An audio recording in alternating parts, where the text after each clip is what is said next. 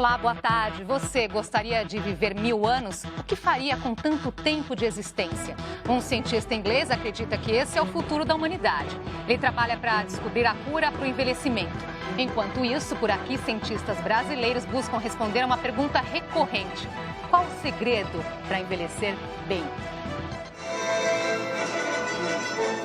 Boa música para os ouvidos, boa comida para o estômago e muita leitura para a mente são os segredos para os 72 anos bem vividos de Helenice. Mentalmente excelente, fisicamente melhor ainda. Para tentar entender os fatores que influenciam uma velhice saudável, principalmente do ponto de vista cognitivo, o estudo 80+ analisa desde 2010 150 idosos. O projeto, ainda em andamento, é uma parceria entre o Centro de Estudos do Genoma Humano e da Faculdade de Saúde Pública da USP e do Hospital Albert Einstein. Atividades intelectuais durante a vida, leitura, jogos, socialização, são componentes super importantes para o envelhecer saudável, principalmente do ponto de vista cognitivo. Por meio de exames, coleta de amostras e entrevistas com voluntários saudáveis, o mapeamento genético é traçado e comparado ao de pessoas com problemas de saúde para detectar mutações. A população tem envelhecido, isso é um fato, e saber como envelhecer de uma forma mais saudável, eu acho que é um interesse de todos. Aos 101 anos, Dona Eugênia, uma das participantes do estudo, continua frequentando a faculdade. Ela é prova viva de que a longevidade está muito ligada a uma mente sã. Otimismo, com O maiúsculo. É isso que faz a gente encarar a vida melhor. Para conversar com a gente sobre a nossa longevidade, recebemos a geneticista Maiana Zatz, diretora do Centro de Estudos do Genoma Humano, e o filósofo Luiz Felipe Pondé, professor da FAP e também da PUC de São Paulo. Você pode participar aqui do nosso bate-papo mandando perguntas e comentários, pode ser pelo Facebook e também pelo Twitter. Os endereços estão na sua tela. Boa tarde, obrigada por ter aceitado o nosso convite. Nós agradecemos. É isso aí. Vou começar então com essa questão. Vocês gostariam de viver 1000 anos? Doutora Maia. Eu, certamente não, mas gostaria de viver, o quanto eu viver com qualidade.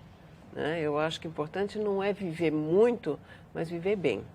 E não por quê? Porque eu acho que viver 1000 anos, eu acho que é um pouco demais. Eu fico imaginando que se eu não tivesse todas as pessoas com quem eu convivo, que eu gosto, que pudesse ter o mesmo tipo de expectativa de vida, eu não sei se eu gostaria. Eu acho que eu tenho medo de que poderia ter problema de solidão, né? Que a gente conversou um pouco disso antes, né? Depressão,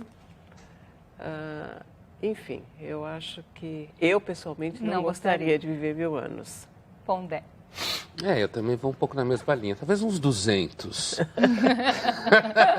Com fisiologia de 20 e uma cabeça de 50, né? E eu também acho que o problema não é tanto o número de anos, mas é que a gente se pergunta, afinal de contas, o que você faria em 1000 anos vivo? É claro que o cientista provavelmente diria, bom, a gente teria trabalhos, problemas. Imagina, uma humanidade de 1000 anos é uma humanidade que vai estar com uma sociabilidade de 1000 anos. Provavelmente as pessoas seriam mais solitárias e as famílias estão dissolvendo. Você ia gastar muito dinheiro para manter uma pessoa com 1000 anos, então não ia gastar dinheiro para manter uma criança ou para gerar uma vida e coisas assim. Mas eu acredito que seria bom para o mercado de psicanálise, para um mercado de antidepressivos, mas eu acho que a sociedade acompanharia um pouco. Então você teria, na verdade, uma percepção completamente diferente do tempo, que eu quero dizer. Eu acho que a gente chegaria lá. Agora, recentemente, vendo essa matéria, eu conversava com um conhecido meu, colega, que já é um homem de bastante idade, né? E ele é conhecido por já ter bastante idade, apesar de que ele parece que tem 15 anos a menos. E ao ser perguntado qual era o segredo da longevidade dele, tem mais de 80 anos, ele falou que o segredo era uísque todo dia e mulheres que gostam de sexo.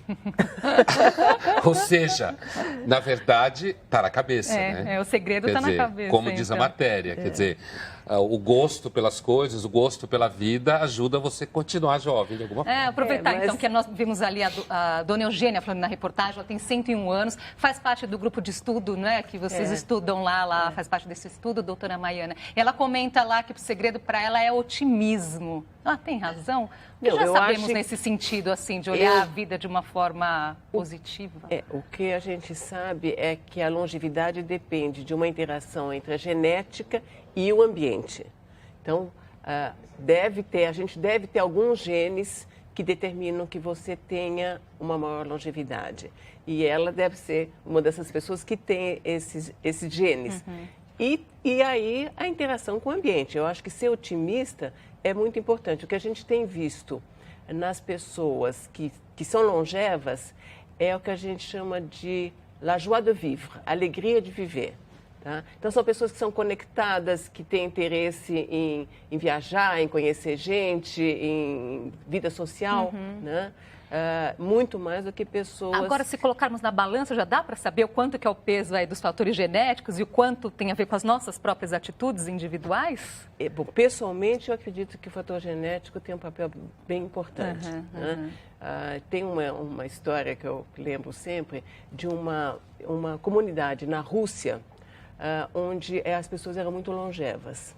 E aí um jornalista foi lá e queria saber qual era o segredo deles. E aí ele identificou um senhor de 80 anos que estava super bem e que aceitou dar uma entrevista. E aí ele foi lá dar uma entrevista, ele foi lá entrevistar o senhor e ele perguntou, bom, qual é o seu segredo para estar tão bem aos 80 anos? Ele disse, olha, eu não bebo, eu não tenho mulheres, eu vou dormir muito cedo, eu acordo muito cedo, então aquela vida super regrada. Aí no meio da entrevista começaram a ouvir uma bateção de porta, uma cantoria, e aí o jornalista disse assim, mas quem é que está aqui perturbando o seu silêncio? Ele disse, isso é meu pai, que deve estar bêbado como sempre. Então, mostrando que era a parte genética, era muito mais importante ali do que toda a vida regrada dele. Sem dúvida, porque o pai era total o contrário. Exatamente, estava com mais de 100 anos. E com mais de 100 anos. Eu pensei que a conclusão da história ia ser, se você não faz nada disso, para que viver tanto? Pois é. É verdade, né? A história da hiena. Olha só. A nossa reportagem, as nossas equipes da TV Aldeia de Rio Branco, da TV de Porto Alegre e da TV Cultura daqui de São Paulo foram às ruas para saber se as pessoas gostariam de viver 1000 anos. O senhor gostaria de viver 1000 anos? Não. Por quê? A gente sofre demais com esse pouco tempo que a gente fica na Terra, né? Quer descansar um pouquinho depois. Eu gostaria, porque para mim a vida é um prazer viver ela, né? Milagre, né? Não, eu já tenho 77 e estou satisfeita. Seria bom, né? Viver 1000 anos é uma beleza, é bom demais. Sei, qualquer um gostaria, né? Com certeza. Por quê? Porque eu acho que a vida é tão boa e, na realidade, quando a gente vai aproveitar a vida, nós já estamos velhinhos, né? É bom, né? Se a gente pudesse viver 1000 anos, era muito bom, né? Era pena que não dá, né? Não. Por quê? Por que não? A gente tem um tempo certo aqui na Terra, então não tem como a gente querer viver mais do que deve. Não. Por quê? Porque é muita dor de cabeça. Agora, olha só que interessante o retorno que nós tivemos dos repórteres, né? Essa pergunta foi feita no Acre, em São Paulo, no Rio Grande do Sul. E o que chama a atenção é que no Acre, a maioria das pessoas respondeu sim, eu quero viver 1000 anos, a vida é uma maravilha, que ótimo. Aqui em São Paulo, a maioria disse não. E no Rio Grande do Sul, que foi ali meio a meio, né? Foi bem equilibrado. Quer dizer, então, depende também de onde a pessoa está, o ambiente também molda essa percepção? Sei lá, talvez seja porque o paulistano é mais cansado, né? Então, você... como é uma cidade muito produtiva, em que você é obrigado a ser eficaz o tempo inteiro, você tem que ficar atento o tempo inteiro, você resolve problemas o tempo inteiro, numa quantidade muito maior do que, por exemplo, no Acre, que como a vida lá, digamos assim, a cidade é menor, os vínculos produtivos são menores e tal. Eu acho que, de repente, a percepção do cotidiano lá pode ser uma percepção mais fácil. Enquanto que nós, aqui em São Paulo, a gente tem uma percepção do cotidiano como tarefas O tempo inteiro a gente tem tarefa, o tempo inteiro a gente tem que entregar alguma coisa, o tempo inteiro tem alguém cobrando alguma coisa de você. E aí quando perguntam, você quer viver 1000 anos? O cara pensa 1000 anos de segunda a sexta, desse jeito, sábado e domingo. Ele fala, não, eu quero ir embora, quero ir para a praia. E doutora Maiana, a ciência também explica isso de certa forma, né? Se fizéssemos ali um mapeamento genético dos brasileiros e dos dinamarqueses, por exemplo, teria essa diferença? Olha, também então nesse deixa eu sentido? até dizer uma atualização do nosso estudo. Na realidade, a gente hoje coletou amostras genômicas de 1.300 idosos. Ele tinha falado de 150, né? E dentre esses 1.300 são todas pessoas com mais de 60 anos. E algumas estão com 60 anos, 60 e poucos, e não estão bem. Enquanto tem uns 80 a mais que estão com mais de 80 e estão ótimos. Então, um primeiro estudo que a gente vai fazer é justamente comparar os genomas das pessoas que estão com 60 anos e não estão tão bem com os mais de 80 que estão muito bem. E uma das expectativas seria a gente poder identificar os genes protetores, que a gente chama, o que protege as pessoas do envelhecimento, né? E saber o que esses genes fazem. No momento que a gente conseguir descobrir isso, a gente espera que a gente vai poder aplicar isso para todo mundo. Então, aí que está. Essa é a grande questão, chegar a essa descoberta. Chegar a essa descoberta, então, a intenção é modificar esses genes, então, doutora Maria? Qual seria o próximo passo, o grande objetivo aí? Ou modificar, que hoje a gente tem essa tecnologia que a gente chama de editar genes, a gente poderia modificar os genes, vamos dizer, que são deletérios, ou então você pode descobrir o que esses genes bons, os protetores, fazem, né? E dizer, bom, eles secretam tal e tal substância, eles são responsáveis por tal. Então, a gente dizer, bom, vamos usar essa substância para poder ajudar as pessoas que não estão tão bem, né? Bom, e uma outra coisa que é importante, você está falando, comparar a gente com a Dinamarca, por exemplo, né?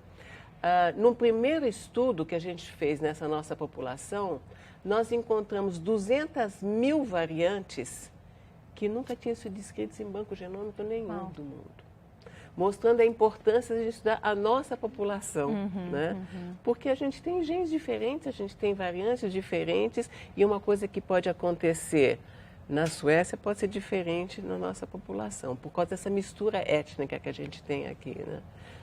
Quer dizer, estamos aqui falando de 1000 anos, parece uma coisa nossa, né? Isso nunca vai acontecer, mas a ciência está caminhando para cada vez mais, né? Vivermos cada vez mais. A questão é vivermos bem, né? Falando de genética, esse é o DNA da ciência, né? Como se fala. É o DNA. A ciência moderna já nasce assim. Tem um dos pais da ciência moderna, que é um filósofo que se chamava Francis Bacon, no inglês. Ele usava a expressão, inclusive, que você tem que atar a natureza para que ela dê a resposta que a gente precisa para produzir bem-estar. Então, o objetivo da ciência é produzir pessoas mais saudáveis, com maior usufruto do corpo. Isso vai criar problema para um monte de gente, mas é problema para os outros. Né? O foco da ciência é, se você descobrir, como falava a Mariana, um gene protetor, ou você vai editar para todo mundo ficar assim, ou você vai produzir, identificar a substância química, isso vai vender adoidado. Vai ser assim, mais do que remédio antidepressivo. Imagina o nível que as pessoas vão cair matando em cima disso para viver mais. Eu não tenho nenhuma dúvida que isso vai acontecer. Vou trazer mais uma vez aqui a voz das pessoas, né, nesse assunto, se elas acham que a pesquisa deve ir nesse sentido aí, investir para que as pessoas vivam cada vez mais. É uma questão meio complexa, né? Porque daqui a pouco a pessoa enjoa de viver também. Eu acho que, na realidade, nós teríamos que ter uma educação melhor para viver mais. Né? Acho que não é pesquisa, sim educação, cultura, vai ser mais ou menos isso. Eu acho difícil, né? Mas para Deus nada é difícil. Se Ele quiser, nós vivemos 2.000, 3.000, 5.000 anos, né? Depende de Deus. Você acha que o homem deveria investir nas pesquisas para poder ter uma vida cada vez mais longeva? Sim, com certeza. Mas até chegar nos 1000 anos? Não, aí não, né? Teria que ser menos, né? Você acredita que o avanço da ciência vai tornar isso realmente possível, a pessoa viver 1000 anos? Eu acredito que não, infelizmente. Mais longeva eu questiono porque há o aspecto de espiritualidade. Eu acho que o homem tem que investir sim em qualidade de vida enquanto ser vivo. Qualidade de vida implica no respeito e dignidade a si mesmo, ao ser semelhante e à natureza. Tá aí. Doutora Maiana. Eu acho interessante ver a diferença das opiniões, né? Mas do ponto de vista científico, assim, sendo bem realista, eu acho difícil a gente chegar aos 1000 anos. Eu acho, como o Pondé falou, 150, 200, eu acho que nós estamos próximos disso. 200 podemos 150, podemos chegar. 150? 150 acho que nós estamos bem próximo. Bem próximo quanto, doutora Maiana? Olha, dizem que quem nasce hoje tem uma chance muito grande de viver 150 anos. Né? Por causa de toda essa tecnologia nova, né, que a gente está desenvolvendo, quer dizer, com células-tronco você vai regenerar órgãos, com a genômica você vai descobrir o que os genes fazem para você viver bem e muito, né? E tem muita gente pesquisando isso e interessado nisso, como ele acabou de falar. Isso vai vender igual pão quente, né? Quando nós falamos a primeira vez que a gente está fazendo esse projeto de coletar amostras de pessoas saudáveis, né, com mais de 80 anos, logo nos Estados Unidos, um centro que é coordenado pelo Craig Venter, que é um dos pais do genoma humano, né? Ele disse, olha, nós fundamos aqui o Human Longevity Institute e a gente quer ajudar vocês a fazer o genoma e entender o genoma dessas pessoas, né? Agora, outra que chamou a atenção também, muitas pessoas, né, ligam esse fato sempre à religião, né, Pondé? Acreditando que a fé também tem um poder muito grande. Né? Bom, primeiro tem uma coisa, nível entra essa discussão, a ciência e a fé, né? Esse assunto não vai acabar nunca, né? Mas assim, tem o primeiro nível, que é um nível mais imediato, que é, tipo, a Maiana trabalha e Deus é que leva a fama de resolver os problemas, né? Mas é claro que quem acredita acha que, no fundo, quando se consegue alguma coisa é porque Deus deixou. Agora, do ponto de vista da espiritualidade, que fala o entrevistado português, né, especificamente, eu acredito que a espiritualidade, não há dúvida que ela faz parte da vida. E uma humanidade com 200, 500, 150 anos, seguramente vai desenvolver uma espiritualidade que esteja em sintonia com isso. Porque o homem é um ser espiritual, e com isso eu não quero dizer que existe espírito. Sim. Eu quero dizer que existe uma dimensão religiosa no ser humano desde a pré-história, né? E que ela se acomoda aos avanços científicos. Ela vai se acomodando, se ajustando. Então, teve um momento que achavam que Deus era matemático, por causa de Galileu. Teve uma época que achavam que Deus era físico, por causa do Newton, né? Logo, logo vão achar que Deus é biólogo molecular, geneticista, porque isso é que vai fazer com que você chegue na frente. Então, a religião se acomoda aos avanços. E como a religião, na verdade, ela é baseada em problemas reais e soluções imprecisas, as soluções que a religião dá sempre imprecisa. Por isso que cabe em qualquer lugar. Alguém diz para você, vai aparecer uma viagem para você. Eu digo alguém que prevê o futuro. Toda hora aparece viagem, né? A vida é feita de sofrimento. Tudo isso é impreciso. São problemas reais, mas as respostas são imprecisas. Por isso que a religião nunca vai acabar. A resposta, né, Por isso que nunca vai acabar, porque ela sempre se acomoda, né? Vamos fazer uma pausinha aqui na nossa conversa e a gente volta já.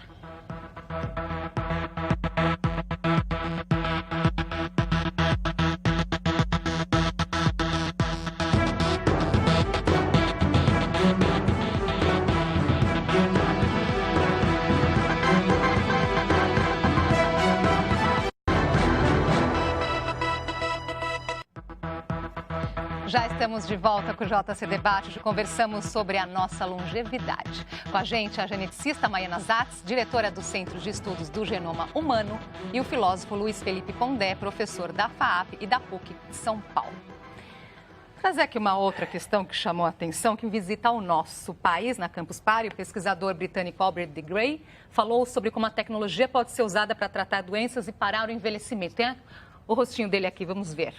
Na apresentação dele, nesse evento, ele diz: qualquer ser humano que tem menos de 40 anos hoje poderá ver o desenvolvimento de tecnologias que vão permitir se tornar imortal. Doutora Maiana. Eu acho que é um pouquinho... Imortal é um pouco demais, né? É um pouquinho de exagero. Mas ele não é o único. Existem outros que estão defendendo essa ideia. Um é um francês que chama Laurent Alexander. Ele escreveu um livro que ele chamou A Morte da Morte. Quer dizer, não teria mais morte. E E o livro também de um israelense, Harari, que também escreveu o primeiro livro chamado Homo Sapiens e agora Homo Deus. E segundo ele também, a morte é um problema técnico que vai ser resolvido. Né? E eles dois falam de viver 1000 anos. Ele comenta até que ele coloca o envelhecimento como uma doença, né? É um ponto de vista, né? Mas como cientista, eu acredito que ainda estamos muito longe. Já caminhamos bastante, né? Mas o pessoal está participando aqui, o André Rezende, ele pergunta, há realmente valor em vivermos 1000 anos? Deveríamos, então, repensar toda a nossa relação com a sociedade, com os nossos filhos? Eu acho assim, primeiro eu diria que o cientista tem cara de hipster, né? Tá mais para hipster do que para cientista, o visual dele. Só deixa eu incluir aqui, né? Não falando, a doutora Mariana falou imortal não, mas ela colocou aqui que quem nasce hoje já pode pensar em chegar aos 150. Sim. Com esse pensamento, como o André colocou aqui, então devemos repensar na nossa forma de encarar a vida? E eu acho, como eu cheguei a dizer um pouco no começo, assim, eu acho que isso vai acontecer sem a gente prestar muito atenção. Né? Então, a pessoa vai chegar a 90 anos produtiva, 100 anos produtiva, e não é que a gente vai dizer assim, vamos parar para pensar nisso. A gente vai mudando a sociedade, como já acontece agora. A sociedade que a gente tem agora, pelo menos nos países onde você tem um mundo mais secular, né? Onde você tem a sociedade mais organizada, tem um pouco mais de riqueza material. O que você tem? Você tem pessoas cada vez mais velhas e cada vez menos jovens. Provavelmente a gente vai chegar ao momento em que quando você vê uma mulher grávida, você vai bater uma foto, de tão raro que vai ser. Quando você pergunta para gente de 18 anos sobre filhos, eles falam, elas principalmente, nenhum, talvez 2. A gente não está parando para pensar nisso. Eu acho que o que acontece com a humanidade, nós vamos criando eventos a partir dos avanços técnicos e a gente vai correndo atrás para resolver os rolos que acontecem por causa do avanço técnico. Mas, se você, por exemplo, em aeroporto, né, quando você viaja, se você prestar atenção, a fila da terceira idade daqui a pouco está maior do que as pessoas que não são da terceira idade. Tamanho é o número de pessoas que vivem mais tempo agora. Então, acho que esse processo vai ser um processo contínuo só. Não vai ser tão chocante. Racional assim. Também. O Ivan traz uma questão interessante aqui, que ele fala, essa questão dos conservantes, esse bando de porcaria que nós comemos, a alimentação. Ele fala assim, eu acho que aqui no Brasil, com tanta porcaria que a gente come, não sei não se nós vamos conseguir viver tanto mais. Qual que é essa relação da nossa alimentação, na doutora realidade, Mariana, realmente, processo? a gente tem todos esses conservantes, a gente tem um ambiente extremamente poluído, mas a expectativa de vida está aumentando com tudo isso, né? E eu brinco sempre, esse estudo que a gente fez, dos 80 a mais, é na cidade de São Paulo, né?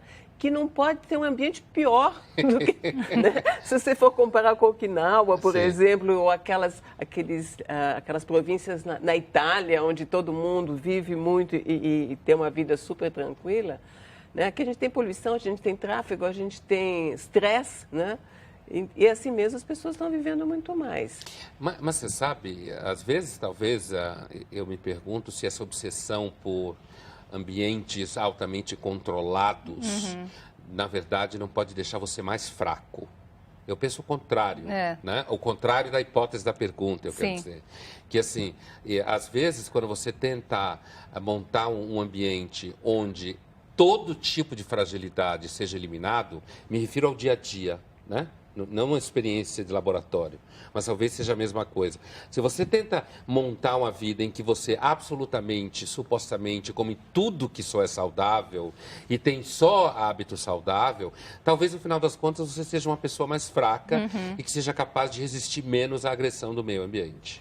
E mais infeliz também, né? Isso com certeza, Isso com certeza. Vou trazer aqui uma outra imagem aqui, de um outro dia que aconteceu. Um francês de 105 anos que quebrou um recorde no ciclismo. Vamos já mostrando a imagem dele aqui. Robert Marchand, que pedalou 22 quilômetros em 1 hora. 105 anos. O detalhe é que ele terminou a prova e disse o seguinte... Eu não estou cansado, doutora Mariana. O que, assim, de uma forma, sei que são muitas questões, mas o que explica esse fato? Até de muitas pessoas aparentarem a idade que têm, outras não. O que já sabemos? Qual que, assim, foi a sua... descobertas mais recentes nesse sentido? Eu acho que essas pessoas têm genes muito especiais. Tem que ser estudado, né? Tem, nós temos o maior interesse em estudar essas pessoas. E hoje, o que a gente consegue fazer é, a partir do sangue, você consegue, no laboratório, derivar, reprogramar células e transformar em neurônios, por exemplo. Né? Eu quero saber como é que são as células nervosas dessas pessoas. Né? Nesse estudo também que nós estamos fazendo, a gente fez uma parceria também com o Hospital Albert Einstein e nós fizemos a ressonância do cérebro de 600 pessoas. A gente quer ver como é que é o cérebro dessas pessoas, né? A correlação entre o cérebro e o genoma, e os genes. E isso vai nos ajudar a entender muito, né? Como é que a gente chega aos 105 anos pedalando uma bicicleta, Exatamente, né? exatamente. Olha, eu vou trazer aqui uma outra questão que eu achei interessante. O Larry King, em seu programa de entrevistas, ele perguntou ao astrofísico Neil deGrasse Tyson, apresentador da série Cosmos, se ele gostaria de viver para sempre. Ele disse o seguinte: é o conhecimento de que eu vou morrer que cria o foco que eu trago estando vivo. A urgência de uma realização, a necessidade de expressar um amor agora. Se eu viver para sempre, por que levantar da cama se você sempre terá o amanhã? Gostaria então de pegar só esse pensamento aqui para falarmos, independente a esse mais 50, mais 100, mais 150, 1000 anos, o que é importante também para viver o momento presente e hoje. Eu concordo inteiramente com o que ele disse. Eu só acho que se você tiver uma civilização que as pessoas vivem 300 anos, elas vão sentir a mesma coisa que ele em 300 anos. Quer dizer, ao invés de elas perceberem que a vida dela pode acabar aos 80, elas vão ter uma percepção de que a vida delas pode acabar aos 300. Porque se você olhar a longevidade da humanidade, do Paleolítico até aqui, à medida que vai aumentando, nem por isso a gente vai ficando mais feliz ou menos infeliz. Principalmente se você tiver uma vida ativa. Eu acredito que quando você está envolvido com as coisas, de fato, é melhor. Mas eu concordo com ele plenamente. Doutora Maiana. Eu também concordo. Eu acho que justamente essa certeza da nossa morte é que nos faz dizer, bom, eu não posso perder tempo, eu tenho que fazer isso hoje, agora, porque eu não sei o que vai acontecer amanhã, né? Eu concordo, sim. Mas também concordo com o que ele falou, né? Quer dizer, em vez da gente pensar nos 80, quando você chegar nos 290, você vai dizer, eu preciso fazer agora. Você vai dizer, bem que a gente podia viver 500 anos. 250 é tão curto. Eu estava começando a gostar. E eu estava começando a gostar da nossa conversa. Brincadeira, então, eu estava gostando desde o início, mas eu queria mais tempo até para conversar, porque foi bom demais. Invadir o programa.